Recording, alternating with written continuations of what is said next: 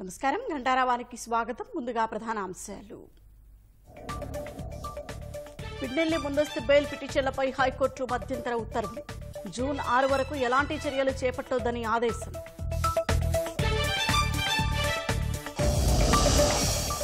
గోస్తని నది చెక్ డ్యాంలో మునిగి 2 మృతి, 1 గల్లంతు. బాధితులు విజయనగరం కంటోన్మెంట్ వాసులుగా గుర్తింపు.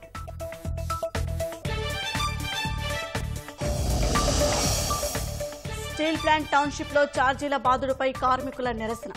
నిర్ణయాన్ని యాజమాన్యం ఉపసంహరించుకోవాలని డిమాండ్.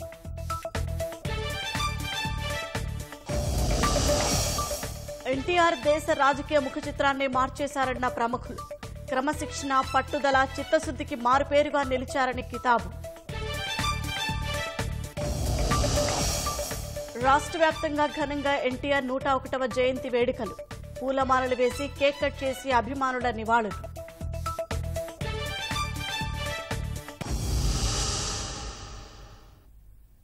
ఈత సరదా 3 యువకుల ప్రాణాల మీదకు తెచ్చింది. విజయనగరం జిల్లా జామి మండలం జాగరం వద్ద గోస్తని నది చెక్ డ్యాంలో ఈతకు దిగి 3 గల్లంతయ్యారు. వీరిలో 2 మృతదేహాలను వెలికితీశారు. మరొకరి ఆచూకీ కోసం ముమ్మరంగా గాలిస్తున్నారు. ఉదయం విజయనగరానికి చెందిన 6 యువకులు గోస్తని నదిలో ఈత కొట్టడానికి వచ్చారు. వీరిలో 3 యువకులు నదిలోకి దిగి గల్లంతయ్యారు. 2 మృతదేహాలు లభ్యమయ్యాయి. వీరంతా విజయనగరం కంటోన్మెంట్ వాసులుగా పోలీసులు గుర్తించారు.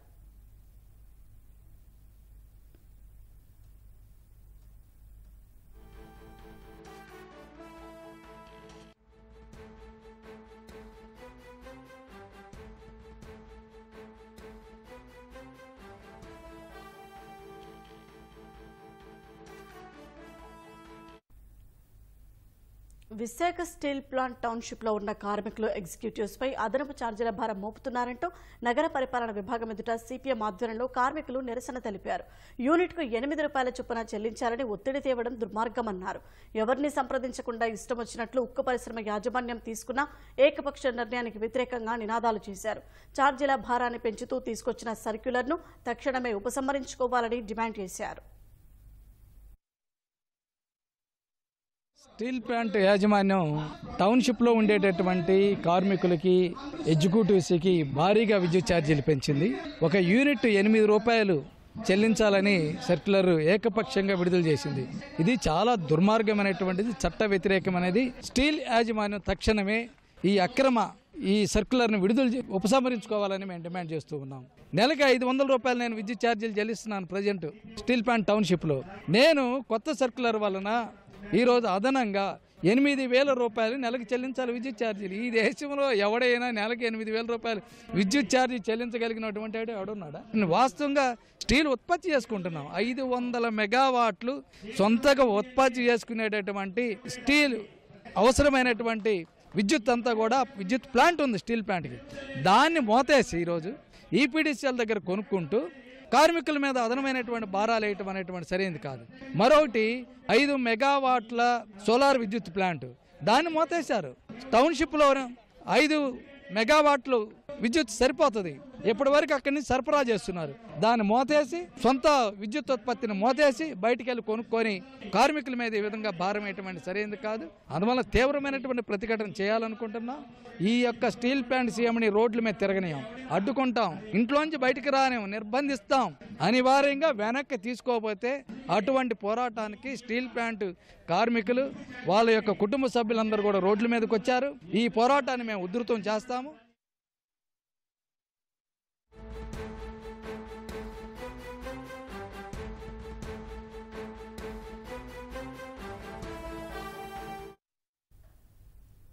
మాచర్ల ఎమ్మెల్యే పిన్నెల్లి రామకృష్ణారెడ్డి ముందస్తు బెయిల్ పిటిషన్పై హైకోర్టు మధ్యంతర ఉత్తర్వులు జారీ చేసింది. జూన్ 6 వరకు ఎలాంటి చర్యలు చేపట్టొద్దని హైకోర్టు ఆదేశించింది. ఈవీఎం ధ్వంసం కేసులో జూన్ 6 వరకు పిన్నెల్లిని అరెస్టు చేయొద్దంటూ ఇప్పటికే ధర్మాసనం ఆదేశించింది. మాచర్ల హింసలో పోలీసులు నమోదు చేసిన కేసుల్లోనూ ఆ తేదీ వరకు ఎలాంటి చర్యలు తీసుకోవద్దని ఆదేశించిన ధర్మాసనం తదుపరి విచారణను జూన్ 6కు వాయిదా వేసింది.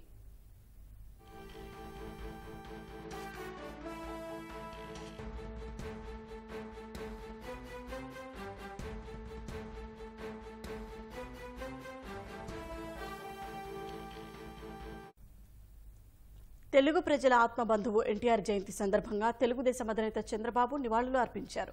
ఆ మహనీయుడి 101వ జయంతి సందర్భంగా నివాళులు అర్పిస్తూ అన్నగారి సేవలను స్మరించుకుందామని ప్రజలు తెలుగుదేశం శ్రేణులకు పిలుపునిచ్చారు. క్రమశిక్షణ, పట్టుదల, చిత్తశుద్ధి, ప్రజలకు మంచి చేయాలనే తపనే ఒక సామాన్య రైతు బిడ్డ అయిన తారక రాముడిని మహానాయకుడిగా తీర్చిదిద్దాయని పేర్కొన్నారు. సమాజమే దేవాలయం, ప్రజలే దేవుళ్ళు అని త్రికరణ శుద్ధిగా నమ్మిన ఎన్టీఆర్ తెలుగుదేశం పార్టీ స్థాపనతో దేశంలోనే మొదటిసారిగా సంక్షేమ పాలనకు శ్రీకారం చుట్టారని చంద్రబాబు కొనియాడారు. తాతయ్య నందమూరి తారక రామారావే తనకు నిత్య స్ఫూర్తి అని తెలుగుదేశం జాతీయ ప్రధాన కార్యదర్శి నారా లోకేష్ అన్నారు. ఎన్టీఆర్కు నివాళులు అర్పించారు. విశ్వవిఖ్యాత నట సార్వభౌమ ఎన్టీఆర్ 101వ జయంతిని పురస్కరించుకుని కుటుంబ సభ్యులు, అభిమానులు, పార్టీ శ్రేణులు నివాళులు అర్పించారు. ఎన్టీఆర్ కుమారులు నందమూరి బాలకృష్ణ, రామకృష్ణ కలిసి ఎన్టీఆర్ ఘాట్ వద్ద నివాళులు అర్పించారు. విద్యకు పెద్దపీట వేసిన వ్యక్తి అని బాలకృష్ణ కొనియాడారు. ఎన్టీఆర్ స్ఫూర్తిని ఎంతో మంది అందిపుచ్చుకొని అంచెలంచెలుగా ఎదిగారని గుర్తు చేశారు.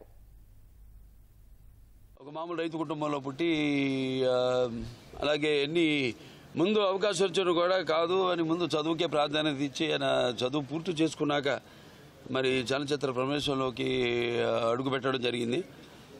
అదే ఇక ఆయన చలనచిత్ర రంగంలో ఆయన ప్రస్థానం గురించి వేరే చెప్పనవసరం లేదు. ఎన్టీఆర్ అంటే ఒక నటనకు నిర్వచనం, ఎన్టీఆర్ అంటే ఒక నవరసాలకు ఒక అలంకారం, ఎన్టీఆర్ అంటే నటనకు ఒక విశ్వవిద్యాలయం. అలాగే ఎన్టీఆర్ అంటే నానా జాతులకు దైవ సమానం.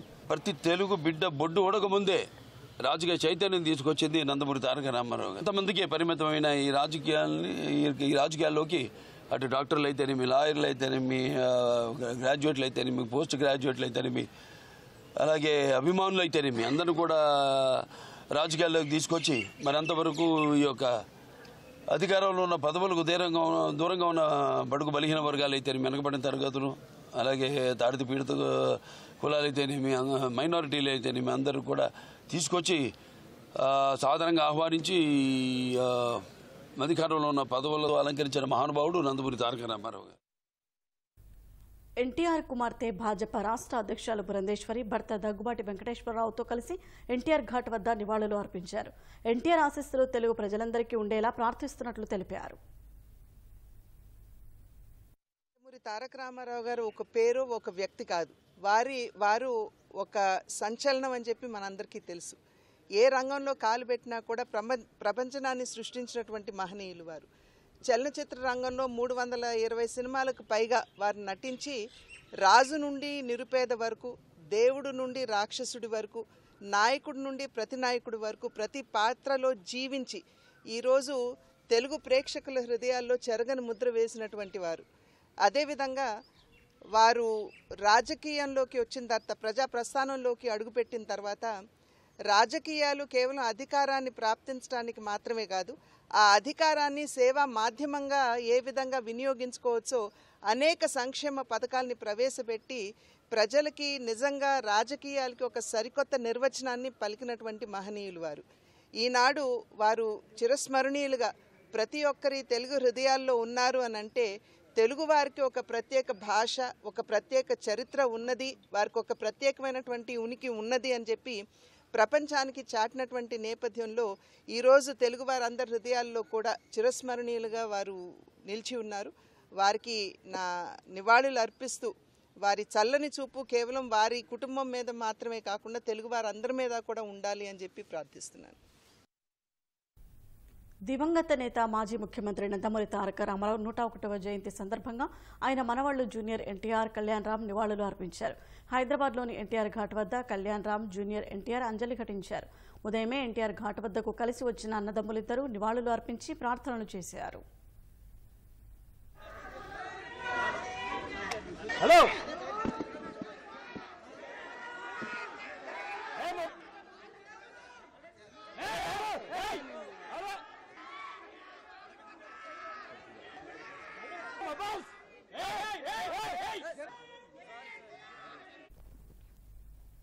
యుగ పురుషుడు నందమూరి తారక రామారావు జయంతి సందర్భంగా హైదరాబాద్లోని ఎన్టీఆర్ ఘాట్లో ఉండి తెలుగుదేశం అభ్యర్థి రఘురామకృష్ణరాజు నివాళులు అర్పించారు. చంద్రబాబు నాయకత్వంలో కూటమి విజయం సాధిస్తుందని ధీమా వ్యక్తం చేశారు. ఈసారి ఖచ్చితంగా ఎన్టీఆర్కు కేంద్ర ప్రభుత్వం భారతరత్న ఇచ్చి గౌరవిస్తోందన్న నమ్మకం ఉందన్నారు. ఎన్టీఆర్కు గుడివాడ తెలుగుదేశం అభ్యర్థి వెనిగండ్ల రాము అంజలి ఘటించారు. గుడివాడలో ఎన్టీఆర్ చేసిన అభివృద్ధి ఎప్పటికీ నిలిచిపోతుందని, ఈ ఎన్నికల్లో గెలిచి మళ్లీ గుడివాడకు పునర్వైభవం తీసుకొచ్చి చరిత్రను తిరగరాస్తామన్నారు. ఊహ తెలిసిన దగ్గర నుంచి నేను ఎన్టీ రామారావు గారి అభిమాని. 1994లో ఎన్టీ రామారావు గారు సాధించిన విజయాల్లోకల్లా అతి గొప్ప విజయం ఈనాడు మళ్ళీ ఆయన స్ఫూర్తితో ఈ 2024లో చంద్రబాబు నాయుడు గారి నాయకత్వంలో సాధించబోతున్నాం అని ఖచ్చితంగా చెప్పడానికి నేను గర్వపడుతున్నా. ఇంకొక 7 రోజుల్లో అదే వస్తుంది. భారతరత్న అవార్డుకి పునర్వైభవం రావాలి అంటే నందమూరి తారక రామారావు గారికి ఆ అవార్డు ఇచ్చి తీరాలి. స్పెషల్గా 2 రాష్ట్ర ప్రభుత్వాలు కూడా రామారావు గారి జన్మదినాన్ని ఒక తెలుగువారి ఉత్సవంగా ప్రకటించాలి. రాబోయే నెక్స్ట్ భారతరత్న నందమూరి తారక రామారావు గారికే ఇచ్చి కేంద్ర ప్రభుత్వం గౌరవిస్తుందని చెప్పి నా పరిపూర్ణ విశ్వాసం. ఎన్టీఆర్ గారిని స్మరించుకుంటూ ఆయన చేసిన అభివృద్ధి గుడివాడలో ఇంకా ఇప్పటికీ అలాగే ఉండిపోయింది. గుడివాడ అభివృద్ధి మొత్తం ఆగిపోయి ఉన్న ఈ సందర్భంలో మీకు అందరికీ మళ్ళీ గుడివాడ ఎన్టీఆర్ గారు ఉన్నప్పుడు ఎంత ఉన్నతంగా గుడివాడ గురించి చెప్పుకోగలిగామో అలాంటి స్థితిలోకి మళ్ళీ తీసుకొస్తానికి మేమంతా ప్రయత్నం చేశాం. రాబోయే ఫలితాల్లో తెలుగుదేశం పార్టీ మళ్లీ గుడివాడలో ప్రభంజనం చేయబోతా ఉంది. గుడివాడలో మనం చరిత్ర మళ్లీ రాయబోతున్నాం. తెలుగుదేశం పార్టీ వ్యవస్థాపకుడు నందమూరి తారక రామారావు 101వ జయంతి వేడుకలను రాష్ట్ర వ్యాప్తంగా ఘనంగా నిర్వహిస్తున్నారు. ఎన్టీఆర్ విగ్రహానికి పూలమాలలు వేసి నివాళులు అర్పించారు. తెలుగు జాతికి ఎన్టీఆర్ చేసిన కృషిని తెలుగుదేశం నేతలు కొనియాడారు. విజయవాడ పశ్చిమ నియోజకవర్గం వించిపేటలో ఎన్టీఆర్ జయంతి వేడుకలను ఘనంగా నిర్వహించారు. మైనారిటీ నేత ఎంఎస్ బేగ్ ఎన్టీఆర్ విగ్రహానికి పూలమాలలు వేసి నివాళులు అర్పించారు. కార్యక్రమానికి మైనారిటీ నాయకులు, కార్యకర్తలు పెద్ద సంఖ్యలో హాజరై కేక్ కట్ చేసి ఆనందం పంచుకున్నారు. కృష్ణా జిల్లా బంటుపల్లిలోని తెలుగుదేశం కార్యాలయంలో పార్టీ జెండా ఆవిష్కరించి అనంతరం ఎన్టీఆర్ చిత్రపటానికి పూలమాలలతో నివాళులు అర్పించారు. వేడుకల్లో తెదేపా, జనసేన, భాజపా నేతలు, కార్యకర్తలు పెద్ద సంఖ్యలో పాల్గొన్నారు. తెలుగు ప్రజల ఆరాధ్య దైవం ఎన్టీఆర్ అని తెదేపా నేత కాగిత కృష్ణప్రసాద్ అన్నారు. ఎన్టీఆర్ జిల్లా ఐతవరంలో తెదేపా నేతలు వసంత నాగేశ్వరరావు, వసంత కృష్ణప్రసాద్ ఆధ్వర్యంలో ఎన్టీఆర్ జయంతి వేడుకలను ఘనంగా నిర్వహించారు. తెలుగు జాతి ఉన్నంతకాలం ఎన్టీఆర్ ఖ్యాతి ఉంటుందని అన్నారు.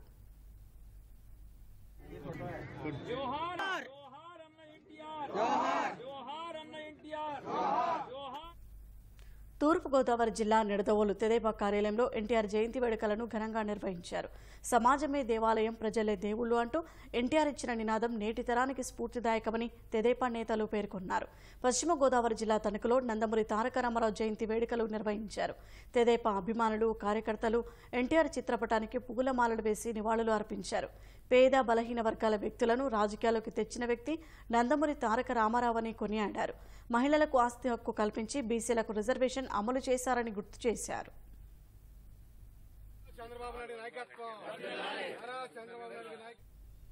వైఎస్ఆర్ జిల్లా కమలాపురం తెదేపా కార్యాలయంలో ఎన్టీఆర్ 101వ జయంతి వేడుకలు ఘనంగా నిర్వహించారు. తెలుగుదేశం పార్టీ రాష్ట్ర ఉపాధ్యక్షుడు పుత్తా నరసింహారెడ్డి ఎన్టీఆర్ విగ్రహానికి పూలమాల వేసి నివాళులు అర్పించారు. కార్యక్రమంలో తెదేపా కార్యకర్తలు, అభిమానులు పెద్ద సంఖ్యలో పాల్గొన్నారు.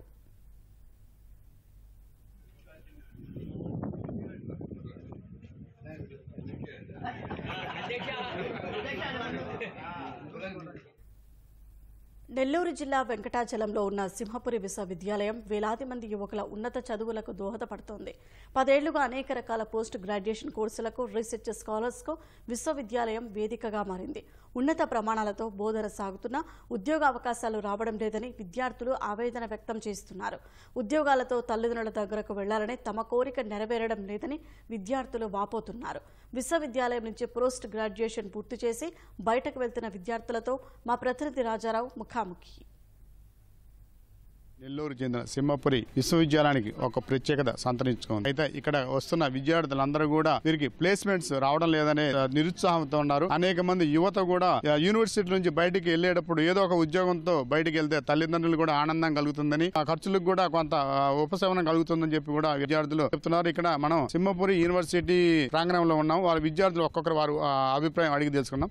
ఎలా ఉందమ్మా మీ యూనివర్సిటీ? ఎన్ఎస్ఎస్ సెల్ ద్వారా మా కాలేజ్ చాలా అయితే డెవలప్ అయింది సార్. మేము కోవిడ్ టైంలో కానీ ఇంకా ఇప్పుడు ఉన్న క్రైసిస్ లో కూడా ఎన్ఎస్ఎస్ఎల్ ముందు వచ్చి చాలా పూర్ పీపుల్ కి హెల్ప్ చేస్తుంది. బీటెక్స్ లో ఎట్లాగైతే ఫైనల్ ఇయర్ లో ఉన్నప్పుడు ప్లేస్మెంట్స్ కోసం అదర్ ఐటీ కంపెనీస్ ఎలా అయితే వచ్చి ప్లేస్మెంట్స్ తీసుకుంటారో సేమ్ మాకు కూడా మేము ఫైనల్ ఇయర్ లో ఉన్నప్పుడు మేము థీసిస్ చేస్తున్నాము, ప్రాజెక్ట్ సబ్మిట్ చేస్తున్నాము, మేము ప్రాజెక్ట్స్ కోసం బయటకు వెళ్తున్నాము. సేమ్ ఆ ప్రాజెక్ట్ బేస్ చేసుకొని ఐటీ కంపెనీస్ మమ్మల్ని వచ్చి కన్సల్ట్ అయినప్పుడు మాకు ప్లేస్మెంట్స్ వస్తే బాగుంటుంది సార్. ఇప్పుడు కొత్తగా మాకు న్యాక్ అని చెప్పి కొత్తగా వచ్చింది. మేము ఎడ్యుకేషన్ అయిపోయిన తర్వాత మాకు ఇలాంటి జాబ్స్ ఎవరైనా అక్కడి నుంచి ఏదైనా కొత్త కంపెనీస్ గానీ వచ్చేసి మాకు జాబ్స్ వేకెన్సీస్ ప్లేస్మెంట్స్ గానీ ఉంటే ఇంకా బాగుంటుంది. కానీ వెళ్ళేటప్పుడు ఒకసారి ఫ్యాకల్టీ గానీ కమిటీ మెంబర్స్ గానీ హైయర్ అథారిటీస్ ఒకసారి ప్లేస్మెంట్స్ కి కొంచెం ఇంపార్టెన్స్ గానీ ఇస్తే మాకు రాబోయే కొత్తగా వచ్చే మా జూనియర్స్ కానీ వాళ్ళు చాలా ప్లేస్మెంట్స్ కి కొంచెం ఇంట్రెస్ట్ గానీ చూపిస్తే ఇంకా కొత్త కొత్త కంపెనీస్ ఫార్మా కంపెనీస్ కానీ కొత్తగా వస్తే ఇక్కడ మంచి ఫ్యాకల్టీ ఉంది, మంచి స్టూడెంట్స్ ఉన్నారు కాబట్టి ఈ ఎడ్యుకేషన్స్ కి పక్కన గానీ యూజ్ అయితే మా వల్ల మాకు యూజ్ అయితే మా పేరెంట్స్ కి యూజ్ అవుతుంది. అదొకటి వాళ్ళకి డైరెక్ట్ ఇక్కడ నుంచే ప్లేస్మెంట్స్ వచ్చి జాబ్ తో నుంచి బయటకు వెళ్తే మాకు బాగుంటుంది. మాకు ఇంకొంచెం మంచిగా కంపెనీస్ బాగా ఎక్కువ కంపెనీస్ తెలిసిన కంపెనీస్ అలా పెద్ద పెద్ద కంపెనీస్ అవి వచ్చి మాకు మంచి జాబ్స్ కానీ ఆఫర్ చేస్తే చాలా బాగుంటుందని మేము కోరుకుంటున్నాము. 50% అబోవ్ ఉన్న వాళ్ళు ఇక్కడే జాబ్ అచీవ్ చేసుకొని బయటికి వెళ్ళాలని కోరుకుంటున్నాము. బయటికి వెళ్ళేటప్పటికి మాకు జాబ్ రావాలని మా పేరెంట్స్ కూడా కోరుకుంటూ ఉంటారు కదా. సో కాబట్టి ఏదన్నా మంచి కంపెనీస్ బాగా వచ్చి మాకు జాబ్స్ కానీ ఆఫర్ చేస్తే ఇంకా చాలా బాగుంటుందని కోరుకుంటున్నాం. బయటికి వెళ్ళేటప్పుడు మన చేతిలో మనకు కూడా ఒక సెక్యూరిటీ జాబ్ ఇస్తారు అనే ఒక నమ్మకం ఉంటే బాగుంటుంది. కాకపోతే ఇక్కడ అది ఇంకా డెవలప్ అవ్వలేదు. ప్లేస్మెంట్స్ అనేది ఆపర్చునిటీస్ ఉంటే యూనివర్సిటీ ఇంకొద్దిగా బాగా ఏ ప్రభుత్వం వచ్చినా ఈ కాలేజెస్ కి యూనివర్సిటీస్ కి ప్రాధాన్యతనివ్వాలి. వాళ్ళు ఇస్తేనే ఇది డెవలప్ అవుతుంది. అట్ట గవర్నమెంట్ నుంచి మాకు సపోర్ట్ ఇట్ట మాకు పైనుంచి సపోర్ట్ వచ్చినా కూడా మాకు మా యూనివర్సిటీ అనేది ఇంకా బాగా డెవలప్ అవుతుంది. ప్లేస్మెంట్స్ కూడా చాలా ఎక్కువ వస్తాయి. ఈ యూనివర్సిటీ నుంచి పట్టాలు తీసుకుని బయటికి వెళ్తున్నటువంటి విద్యార్థుల కోసం ప్రభుత్వము అనేక రకాలైనటువంటి కంపెనీలను యూనివర్సిటీకి తీసుకొచ్చి విద్యార్థులకు ఉద్యోగాలు కల్పించే విధంగా కృషి చేయాలని చెప్పి ఈ సందర్భంగా తెలియజేస్తున్నాం. ఎందుకంటే యూనివర్సిటీ స్థాయిలో గోల్డ్ మెడల్ పొందినటువంటి విద్యార్థులు అత్యుత్తమ ప్రతిభను ప్రదర్శిస్తారు. ఇట్లాంటి వాళ్ళకి మనం ఉపాధి గాని కల్పిస్తే యువతతో పాటు వారి యొక్క కుటుంబాలు కూడా అభివృద్ధి బాటలోకి పయనించి సందర్భంగా తెలియజేస్తున్నాం. కంపెనీలు ఈ రాష్ట్రంలో ఉన్నటువంటి టెక్నాలజికల్ కంపెనీలు యూనివర్సిటీకి వచ్చి సంబంధిత వృత్తి విద్యా కోర్సుల్ని అభ్యసించిన విద్యార్థుల్ని సెలెక్ట్ చేసుకుని ప్రోత్సహించాలి. ఇది మేము గవర్నమెంట్ కి తెలియజేస్తాం. వేగంగా అభివృద్ధి చెందిన విక్రమసింహపురి యూనివర్సిటీలో విద్యార్థులకి ప్రత్యేకంగా ఈ ప్లేస్మెంట్ సెల్ ద్వారా ఎక్కువ ఉద్యోగాలు అవకాశాలు కల్పిస్తే ఇక్కడ విద్యార్థులు కూడా ఎక్కువగా చదువుకోవడానికి ఇక్కడ చేరడానికి కూడా ఆసక్తి చూపిస్తారని చెప్పి కూడా యువకులందరూ కూడా చెప్తున్నారు. నెల్లూరు సింహపురి యూనివర్సిటీ నుంచి కెమెరామెన్ సూర్యప్రకాష్ తో రాజారావు, ఈటీవీ న్యూస్. జూన్ 4న జరిగే ఓట్ల లెక్కింపు ప్రక్రియ ఏర్పాట్లను ఎన్నికల సంఘం శరవేగంగా పూర్తి చేస్తోంది. లోక్సభతో పాటు ఏపీ, ఒడిశా శాసనసభ ఫలితాలు ఆ రోజే వెలువడనుండటంతో సర్వత్రా ఉత్కంఠ నెలకొంది. రాష్ట్రంలో ఓట్ల లెక్కింపులకు 33 ప్రదేశాల్లో 350 కౌంటింగ్ కేంద్రాలు ఏర్పాటు చేశారు. ముందుగా పోస్టల్ బ్యాలెట్ ఓట్లు లెక్కించి అవి పూర్తయ్యాక ఈవీఎంలలో నిక్షిప్తమైన ఓట్లు లెక్కించనున్నారు. ఆంధ్రప్రదేశ్ శాసనసభ, లోక్సభ ఎన్నికల ఫలితాలపై సర్వత్రా ఉత్కంఠ నెలకొంది. జూన్ 4న ఉదయం 8 గంటలకు ఓట్ల లెక్కింపు ప్రక్రియ ప్రారంభం కానుంది. దీనికోసం రాష్ట్ర వ్యాప్తంగా 33 ప్రాంతాల్లో 350 కౌంటింగ్ కేంద్రాలను సిద్ధం చేశారు. చీమ చిటుక్కుమన్నా పసిగట్టేలా కౌంటింగ్ కేంద్రాల వద్ద 3 అంచెల భద్రతా వ్యవస్థ ఏర్పాటు చేశారు. సీసీ కెమెరాలు సహా కేంద్ర బలగాలు, స్థానిక పోలీసులతో హై సెక్యూరిటీని పెట్టారు. ఉదయం 5 గంటలకే లెక్కింపు టేబుళ్లను సంబంధిత అధికారులకు కేటాయిస్తారు. ఆ తర్వాత లెక్కింపులో గోప్యత పాటిస్తామని సంబంధిత నియోజకవర్గ రిటర్నింగ్ అధికారి సిబ్బందితో ప్రమాణం చేయిస్తారు. ఉదయం 8 గంటల నుంచి 8:30 వరకు పోస్టల్ బ్యాలెట్ ఓట్లు లెక్కింపు పూర్తి చేస్తారు. ఒకవేళ ఆ సమయంలోపు పోస్టల్ ఓట్ల లెక్కింపు పూర్తి కాకపోతే వాటి లెక్కింపు కొనసాగిస్తూనే ఈవీఎంల ఓట్లు లెక్కిస్తారు. ఒక్కొక్కరు నిమిషానికి 3 పోస్టల్ బ్యాలెట్లు లెక్కించే అవకాశం ఉన్నట్లు తెలుస్తోంది.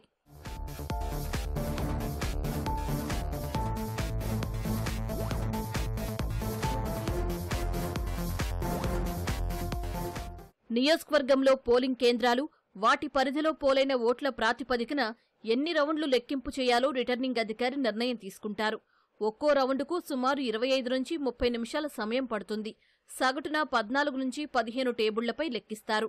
ఒకసారి మొత్తం టేబుళ్లపై ఉన్న ఈవీఎంల లెక్కింపు పూర్తయితే ఒక రౌండ్ పూర్తయినట్లు నిర్ధారిస్తారు. ఒక రౌండ్లో ఒక్కో టేబుల్పై 1200 ఓట్ల లెక్కింపు జరిగే అవకాశం ఉంటుంది. అంటే ఒక్కో రౌండుకు దాదాపు 15,000 ఓట్ల లెక్కింపు జరుగుతుంది. ప్రతి నియోజకవర్గంలోనూ దాదాపు 17 నుంచి 20 రౌండ్లలోపు ఫలితాలు వెల్లడయ్యే అవకాశం ఉంటుంది. ఓట్ల లెక్కింపు ఫలితాల బాధ్యత సదరు రిటర్నింగ్ అధికారి తీసుకుంటారు. ప్రతి లోక్సభ నియోజకవర్గంలో 7 అసెంబ్లీ స్థానాలు ఉంటాయి. దీంతో వివిధ అసెంబ్లీ సెగ్మెంట్లకు అధికారి ప్రత్యక్ష పర్యవేక్షణలో ఒకే చోటగాని వేర్వేరు స్థానాల్లో గాని లెక్కింపు జరుగుతుంది. లెక్కింపు టేబుళ్లకు అనుగుణంగా ఏజెంట్లను ఏర్పాటు చేసుకునే వీలు రాజకీయ పార్టీలకు ఉంటుంది.